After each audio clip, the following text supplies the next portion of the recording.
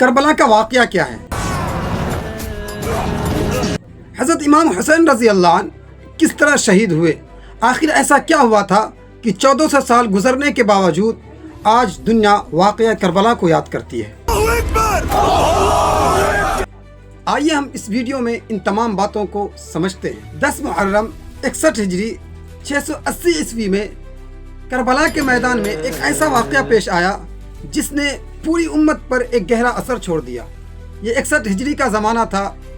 مدینہ کی گلیوں میں رسول اللہ صلی اللہ علیہ وسلم کے نواسے حضرت امام حسین رضی اللہ عنہ اپنی نانا کی امت کی فکر میں زندگی گزار رہے تھے۔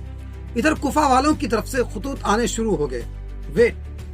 واقعہ کربلا کو سمجھنے کے لیے ہمیں تھوڑا پیچھے جانا ہوگا، یعنی اس کے پس منظر کو سمجھنا ہوگا۔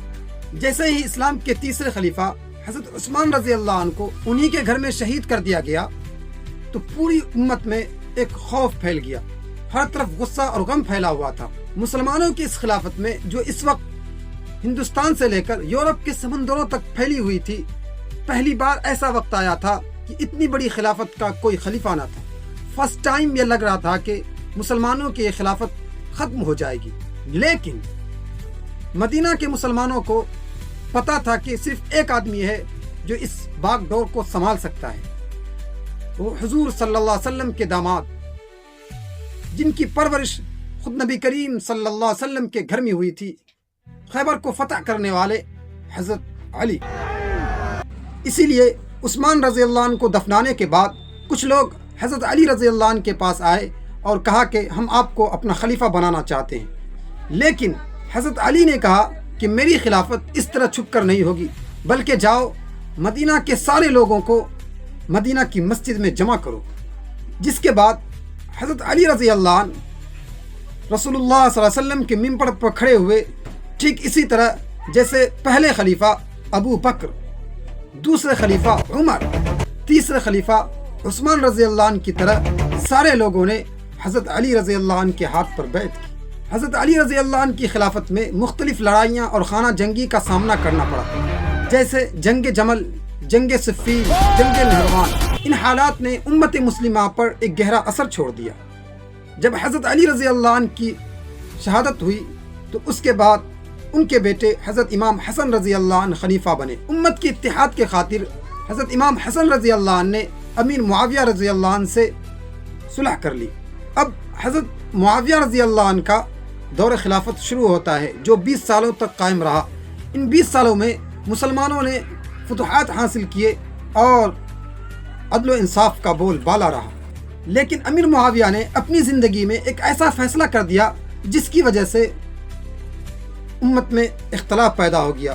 امیر معاویہ نے اپنی حیات میں اپنے بیٹے یزید کو اپنا ولی عہد منتخب کر لیا، لیکن بہت سے لوگوں نے اس فیصلے کو قبول کیا۔ بعض جلیل القدر صحابی نے اختلاف کیا، البتہ 5 شخص پوری امت میں نمایاں تھے: عبداللہ ابن ابی بکر، عبداللہ ابن عمر، عبداللہ ابن زبیر، عبداللہ ابن عباس اور حسین ابن علی۔ یہ 5 شخص تھے جنہوں نے بیعت نہیں کی۔ معاملہ یوں ہی رہا۔ پھر جب حضرت امیر معاویہ رضی اللہ عنہ کا انتقال ہوتا ہے 60 ہجری میں، تو اس وقت یزید نے کوفہ کے گورنروں سے کہا کہ وہ اپنے اپنے علاقہ میں میری بیعت لے لے، یہاں تک کہ بیعت کا سلسلہ چلتے ہوئے حضرت امام حسین رضی اللہ عنہ تک پہنچتا ہے، تو آپ نے انکار کر دیا بیعت کرنے سے، اس لیے کہ ان کی راہ میں خلافت اور قیادت کا معاملہ باہمی مشاورت اور امت کی رضامندی سے طے ہونا چاہیے تھا، جس طرح حضرت ابو بکر، عمر، عثمان اور ان کے والد حضرت علی رضی اللہ عنہ خلیفہ بنے۔ بہرحال اسی دوران کوفہ کے جانب سے امام حسین رضی اللہ عنہ کو خطوط آنے شروع ہو گئے اور انہیں کوفہ والے اپنے پاس آنے کی دعوت دینے لگے، اور ان لوگوں نے وعدہ کیا کہ وہ امام حسین کے ساتھ کھڑے ہوں گے۔ اس لیے امام حسین رضی اللہ عنہ نے حالات کا جائزہ لینے کے لیے اپنے چچا زاد بھائی مسلم بن عقیل کو کوفہ روانہ کیا۔ ابتدا میں تو بہت سے لوگوں نے مسلم بن عقیل کی اتباع کی اور بہت سے لوگ حمایتی بن گئے، لیکن سیاسی دباؤ اور خوف کی وجہ سے اکثر لوگ پیچھے ہٹ گئے، چند لوگ بچے اور مسلم بن عقیل کو کوفہ میں ہی شہید کر دیا گیا۔ ادھر حضرت امام حسین رضی اللہ عنہ مکہ سے اپنے اہل خانہ کے ساتھ کوفہ کی طرف روانہ ہو چکے تھے۔ راستے میں ایک سنسان اور بیابان جگہ میں پہنچتے ہیں جہاں حضرت امام حسین رضی اللہ عنہ کو روک لیا جاتا ہے۔ یہی وہ جگہ ہے جہاں امام حسین رضی اللہ عنہ کو شہید کیا گیا، جسے ہم اور آپ کربلا کے نام سے جانتے ہیں۔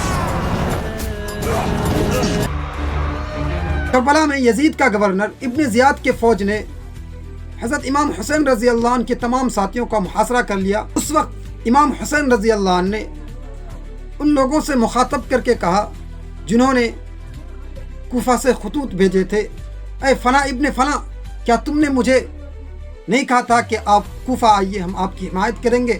اے فلاں ابن فلاں، کیا تم نے یہ نہیں کہا تھا کہ آپ کوفہ آئیں، ہم آپ کے ساتھ کھڑے ہیں؟ یہی وہ موڑ تھا جہاں لوگوں میں کھلبلی مچ گئی اور ان لوگوں کو سمجھ میں یہ بات آ گئی کہ اگر یہ بات یزید تک پہنچتی ہے تو ہماری کوئی خیر نہیں، ہمارا بھانڈا پھوٹ جائے گا۔ پھر ان لوگوں نے مزاج بنا لیا کہ اب امام حسین رضی اللہ عنہ کو یہیں پر شہید کر دیا جائے۔ بہرحال حضرت امام حسین رضی اللہ عنہ 10 محرم کے دن اپنے تمام ساتھیوں کے ساتھ شہید کر دیے جاتے ہیں۔ صرف ایک آدمی بچ سکتا ہے، وہ علی ابن حسین رضی اللہ عنہ، چونکہ وہ بیمار تھے۔ یہیں پر بس نہیں کیا بلکہ ان لوگوں نے آپ کے تمام خیموں کو جلا دیا تاکہ کوئی ایویڈنس باقی نہ رہے، جو خطوط آئے تھے وہ باقی نہ رہے۔ اس طرح سے یہ واقعہ پیش آیا۔ آج ہم اور آپ جو لاٹھیاں کھیلتے ہیں، ڈھول تماشے کرتے ہیں، اس کا وجود اسلام سے کہیں بھی نہیں ہے۔ آپ نے پورے کربلا کا واقعہ سنا۔ امید کرتا ہوں کہ آپ کو یہ ویڈیو پسند آئی ہوگی۔ Subscribe.